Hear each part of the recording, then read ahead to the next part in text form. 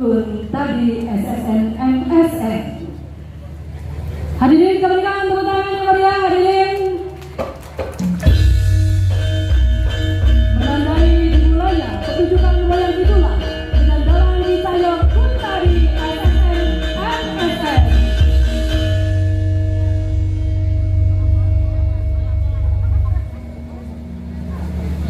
Foto bersama, kami persilakan.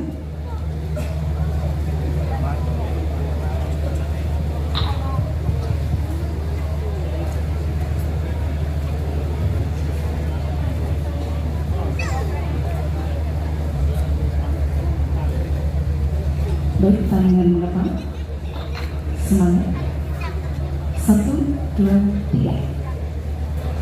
Satu kali lagi. 1, 2, 3. Terima kasih. Dikenalkan sudah ini. Hadirin kita saksikan bersama pertunjukan wayang kidulan dengan dalang Cahyo Kuntadi SSN MSN dengan melakon Wahyu Purbaningrat yang nanti akan diberiakan oleh bintang tamu Lusiri Brahman dan pelawak Gareng Kenalan bersama tim karawitan Madangkara. Hadirin, dengan demikian sudah berakhir acara seremonial dari pembukaan pagelaran wayang kulit ini, tentunya akan menghibur seluruh masyarakat Ponorogo, Bungka dan sekitarnya. Hadirin, selamat menyaksikan pagelaran wayang kulit semalam suntuk Jawa Timur, Gebang Baru, Nusantara. Wabillahi taufiq wal hidayah. Assalamualaikum warahmatullahi wabarakatuh. Terima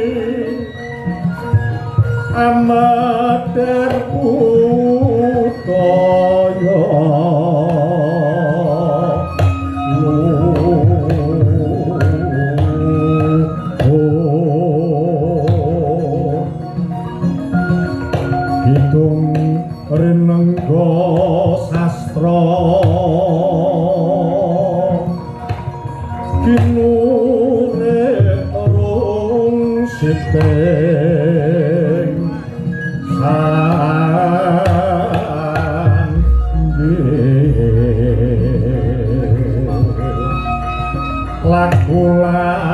lakon yuwana kayu nis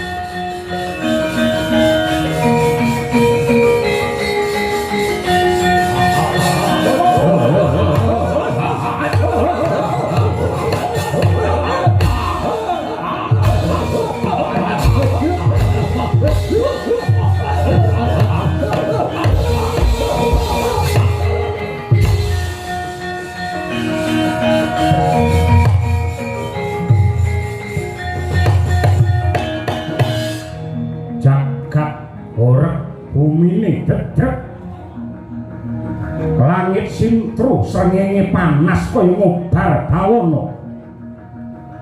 Udan dres wor lan lesus kilat adet nyamber gluduke gumuruh ambata rubuh. Ngancik jaman wesi menungso ngumbar mring birahi hanane mung lali yen ana perkara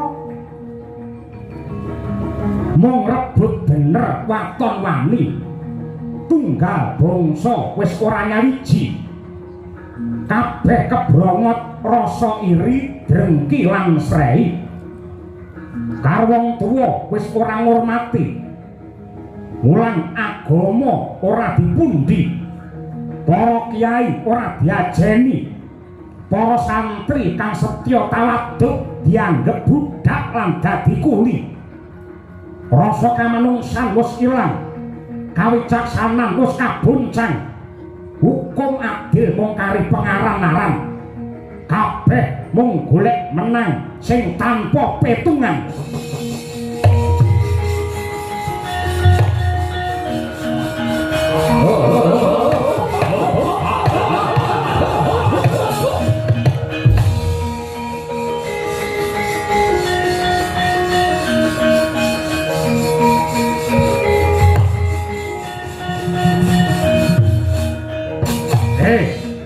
Endi Ratu Ngamarta Puntadewa kon ngetokke irunge sawangen negarane bubrak tatanane ora pernah bandane para kawula dijarah pajet saya munggah kawula padha susah ning pejabate uripe do mewah. Endi Puntadewa Pandhawa kon mudhun kon ngetok rene.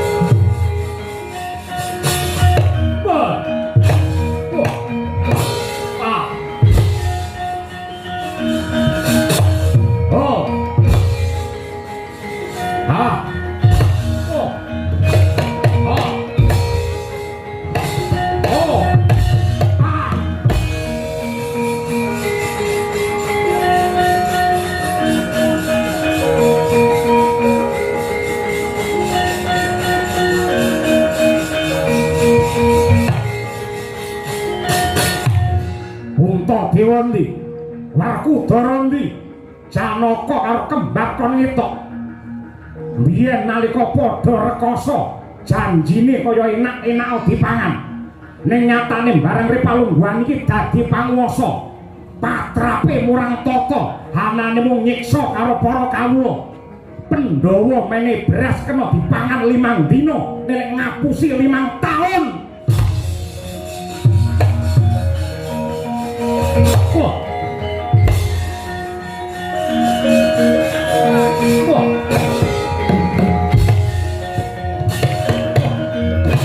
Hey.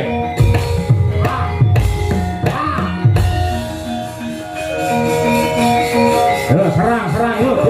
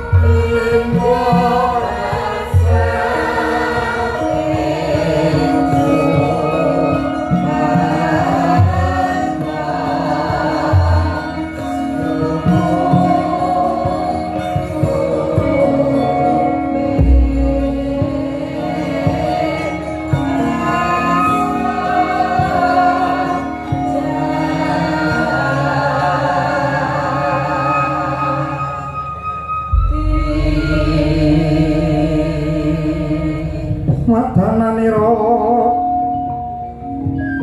layu kuma kocam rahnya marak tani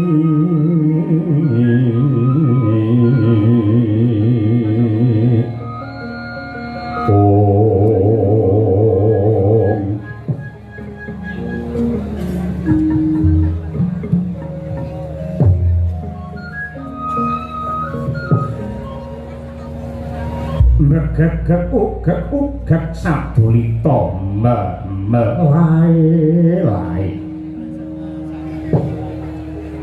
nuwun sewu Ndara Arjuna nitik saking petenging buaya tepunging wimba lan lekering wadana Semar saged nggagapi bilih ndika samangke nembe nandhang Sungkawa. Monggo ngaturi paring dawuh enten apa Gus Ndara Janaka? Kakang Badranaya saya abot rasaku ribet batinku sakusing rasa kahanan Ngamarta ingkang saya panas adoh saka katentreman. Para kawula wis tetel kapercayane marang para pangarsa praja.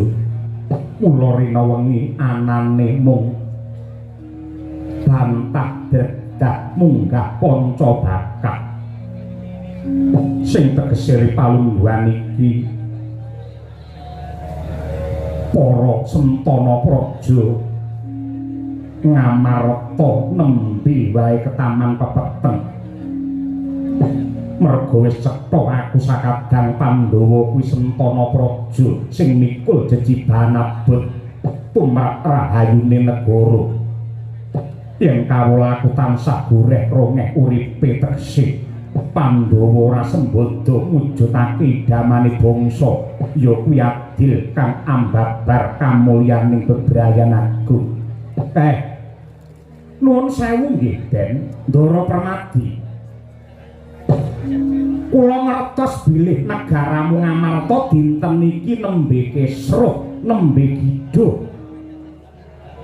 Para kawula niki wis kentekan rasa sabar merga pengarepe langka sing kena kanggo panutan lan gondhelan. Mbok menawa niki Ngamarta nembe ketrajan jaman kala bendu. Negaramu nembe ketaman utawi ketrajan jaman kala bendu. Titikane jaman kala bendu niku wong bener ora digugu ning sing ngapusi malah ditiru. Wulang agama ora dipaelu ning tindak maksiat dianggep sing paling maju. Para kawula uripe susah wis ora bisa ngguyu. Dodolan apa-apa ya ora payu, golek sandang pangan ya mesti kantu, wong cilik uripe lesu mergo abot mbayar pajak sing larange nekak gulu. Penggedene uripe malah mubra-mubru mangan wareg wetenge nganti mlentu. Yen gawe aturan solan salin blas ora mutu, yen janji mesti palsu, nyolong bondo negara dianggep ora saru, yen didemo ora gelem nemoni utawa ketemu, senengane mesti ngalihake isu, yen diceluk neng pengadilan jare sirahe ngelu, jebul minggat nggawa sangu, nyewa kamar ngejak wong wedok ayu dibayar 500.000 wong wedok ayu kala wau dijak kendangan dengkul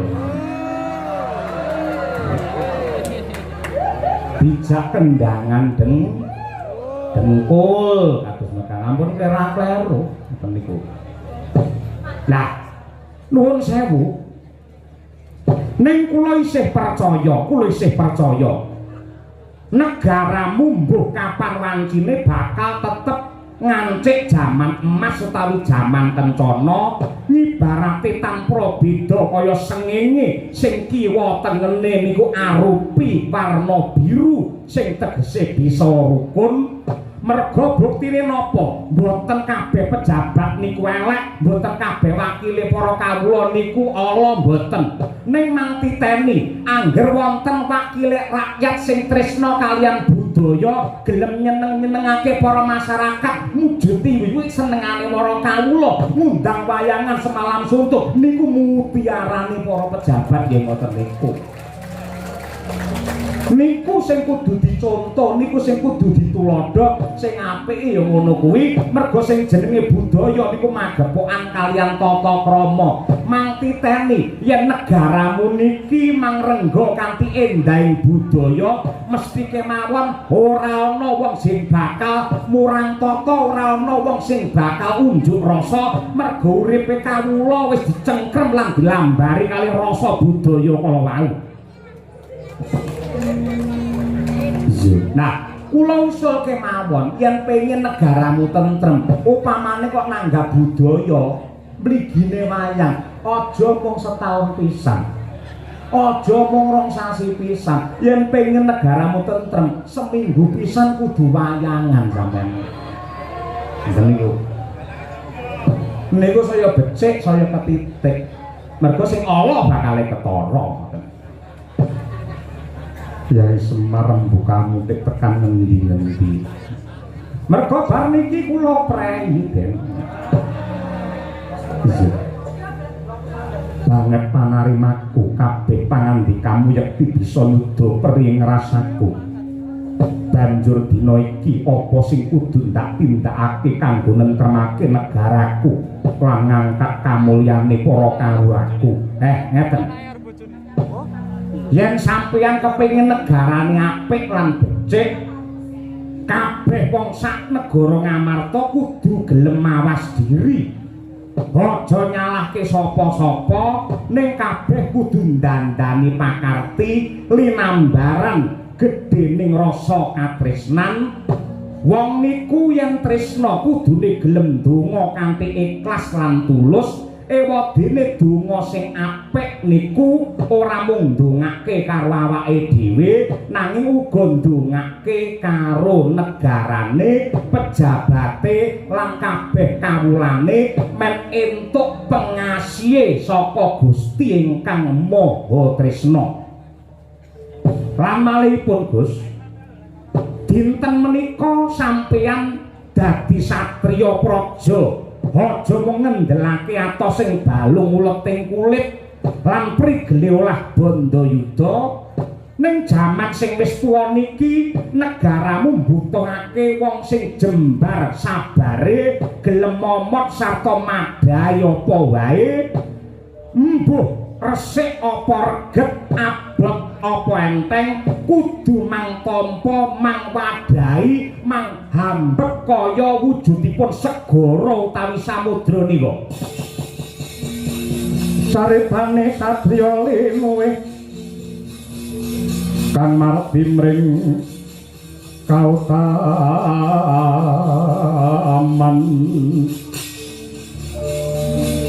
tan pegat mring pangestine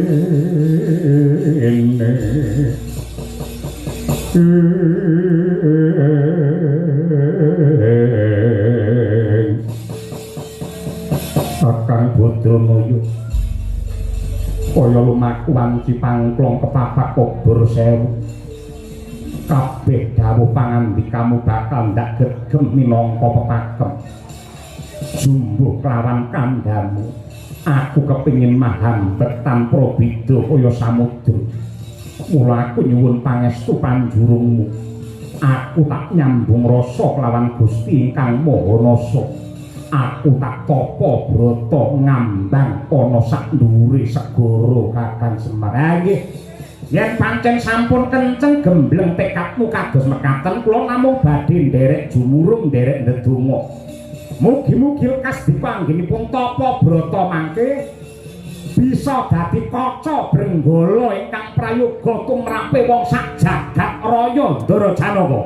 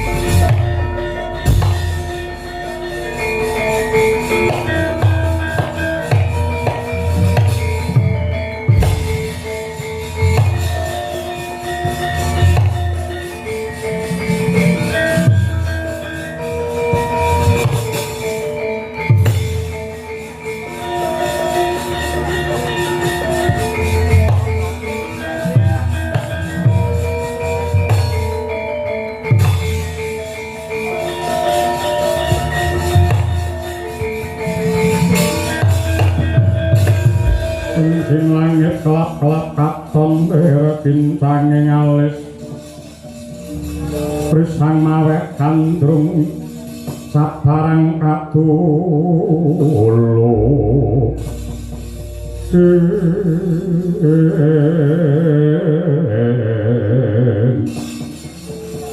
ngambak dirgantara kebat kaya ilat kesit kaya tatik tumuju mring telenging samudra mangkono bawane satriya ingkang mumpuni ing reh agal lembah sigra tumumpang wonten toya samudra hatapak yoga brata mahas ing asamu ciptaning driya datan jugar nggenya samadhi lamun to dereng pikantuk wenganing Hyang Widi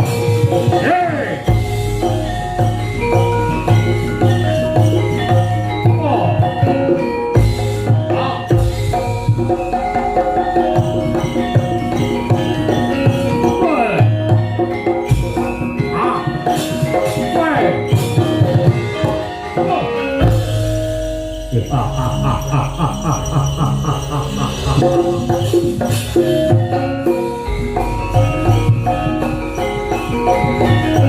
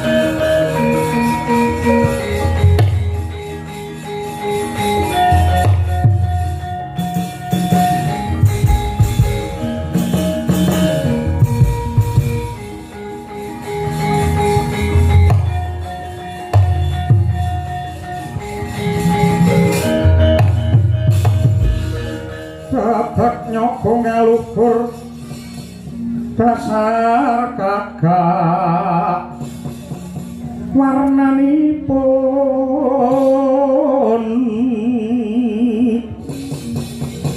Kanjeng Sri Narapati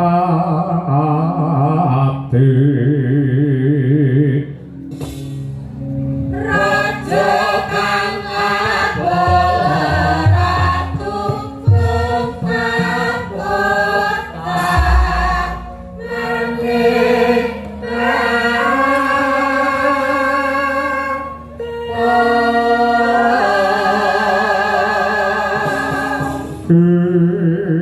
Ladalah bandaku yo dunyaku yo amal-amalku dewi tunggu kawula nuwun wonten timbalan kang adhawuh Sinuwun Prabu Rahwana-Raja Milung wonten dawuh bose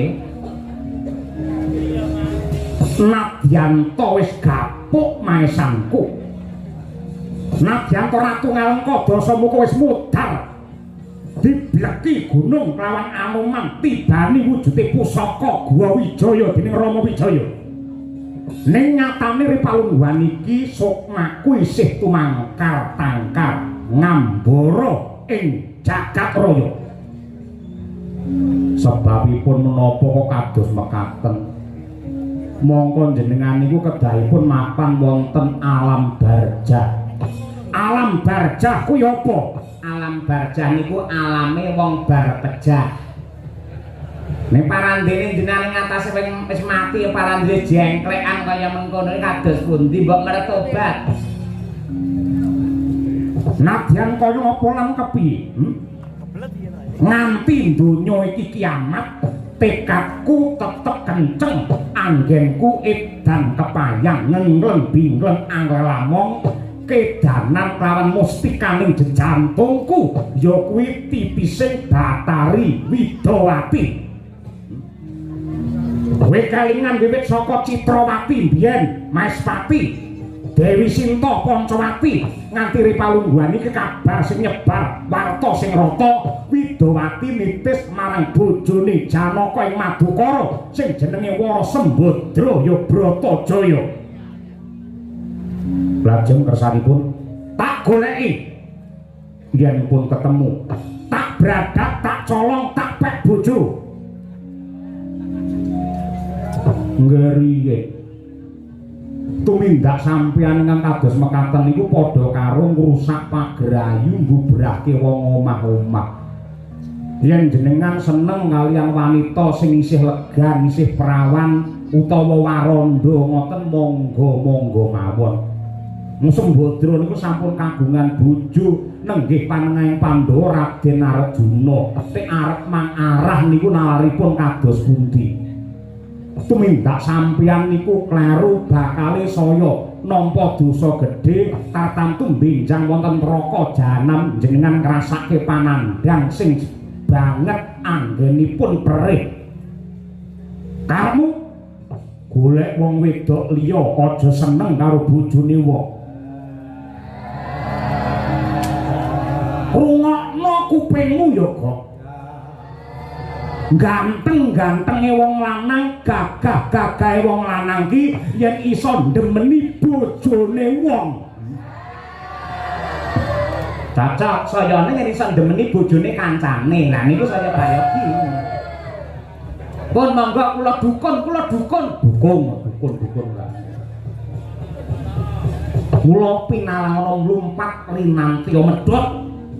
Mumpung ripalungguhan iki aku ngerti lamun to si Janaka jengkar saka kasatriyan Madukara lagi tapa ngambang ana tengahing segara, tegese ora ana wong sing ngayomi kelawan Bratajaya. Aku tak mangkat ngejak rombongan apa mangkat ijen. Aku tak mangkat dhewe wae. Ngejak kowe awakmu lemu pol-polan turu kowe. Oh, Boten. Lah niki kula siyaga diri nggih panutan kalih kanca-kanca yen nembe enggal-enggal menika. Ora perlu ngejak koyo mangkat lan jangkah dhewe.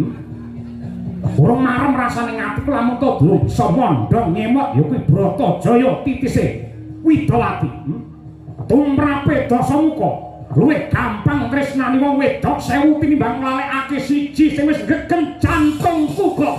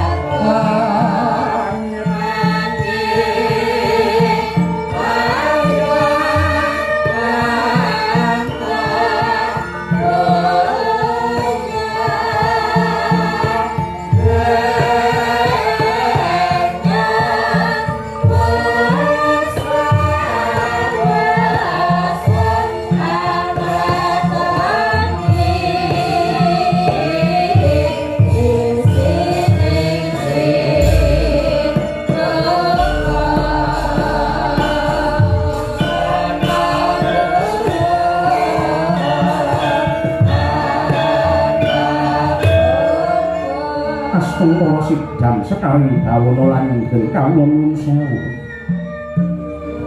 Kakang Gunur Sinarada kasuwun lenggah ingkang prayogi mapan wonten ing Bali Araras Marcu Kunda Manik Kahyangan Suralaya kakang.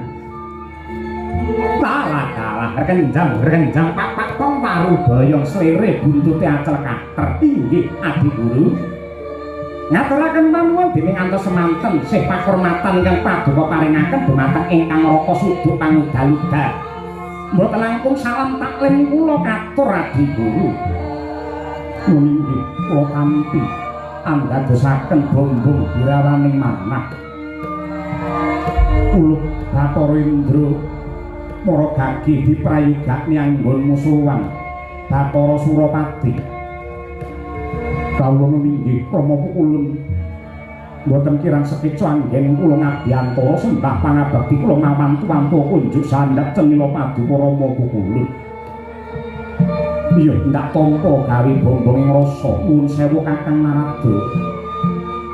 Sasampunipun jengandika satata lenggah kalilan paring dawuh menapa darunanipun dene Kahyangan Ketaman Goro-goro ngantos akarya horeg satemah poyang payingan solaing para Hapsara lan Hapsari pating jerit keryongan karana pragara gung ingkang anempuh wonten Kahyangan Junggring Saloka. Pramila saking menika Kakang monggo klaturi amedhar sabda Kakang Narada. Rumeng mulat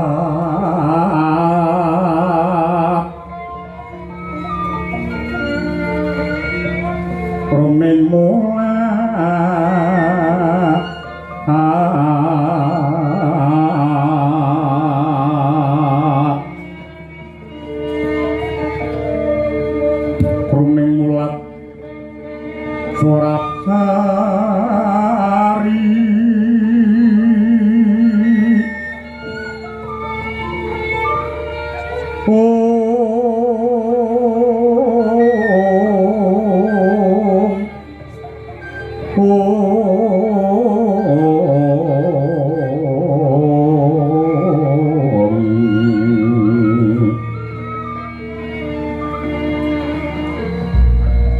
rumeng mulat suara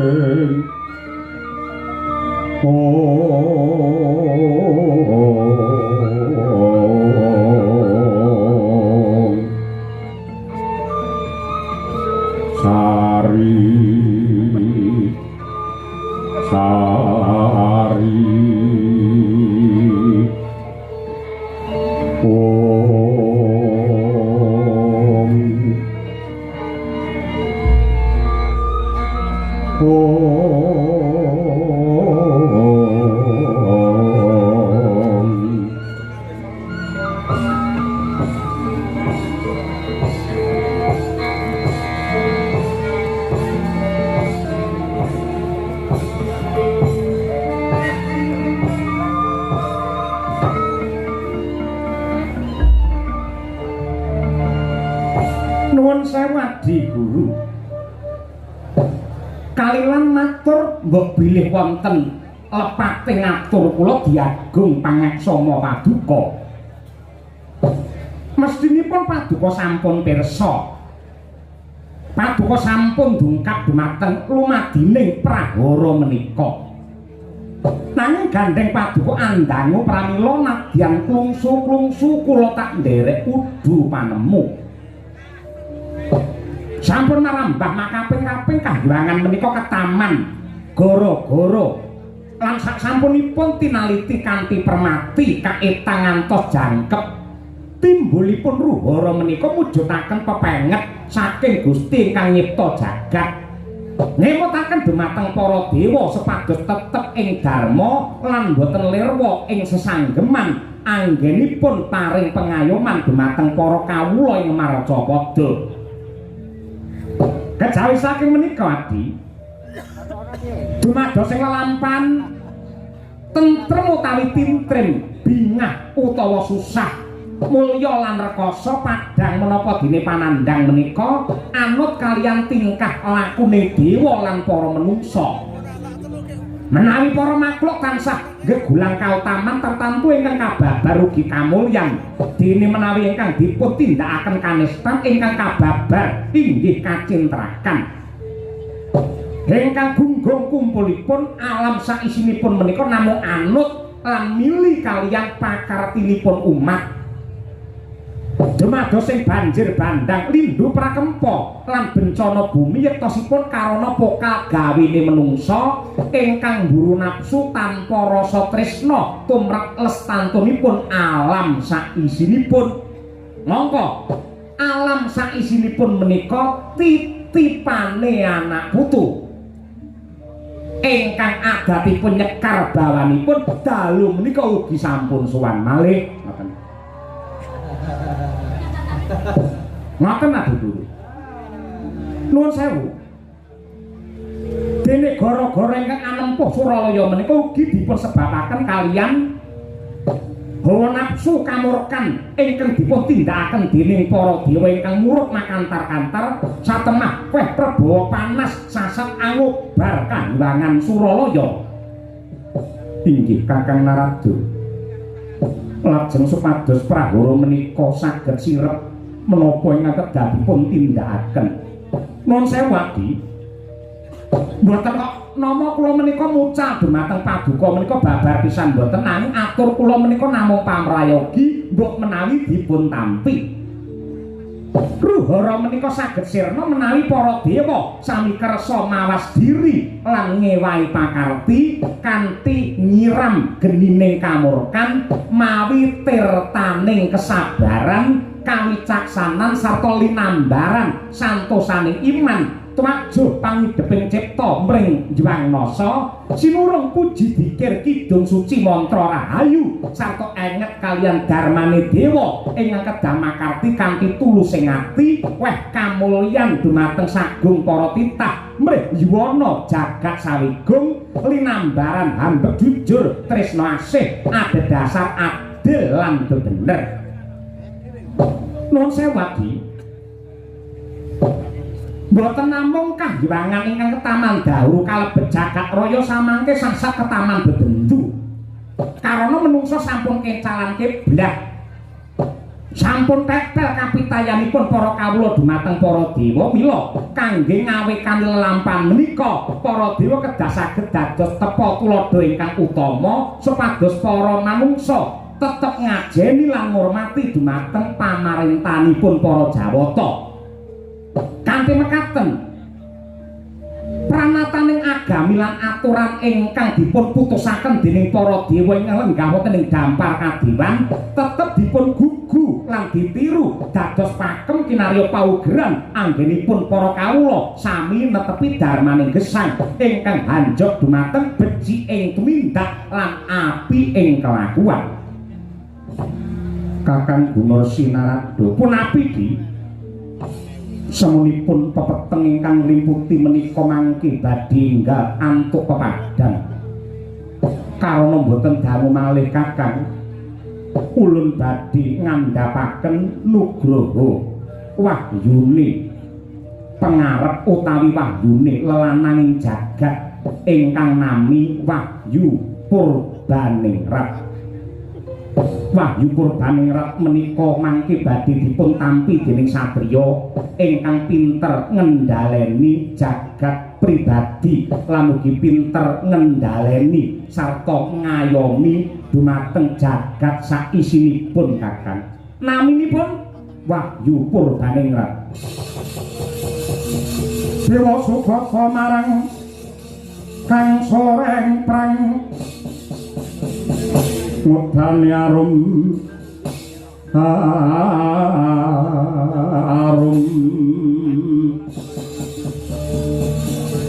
ngendanmu ngawiyah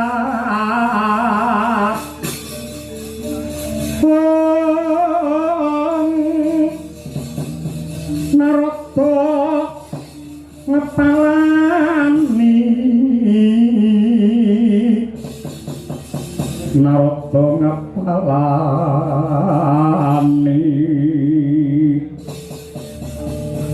Jawata Sukamulat solaing ore rasa aksa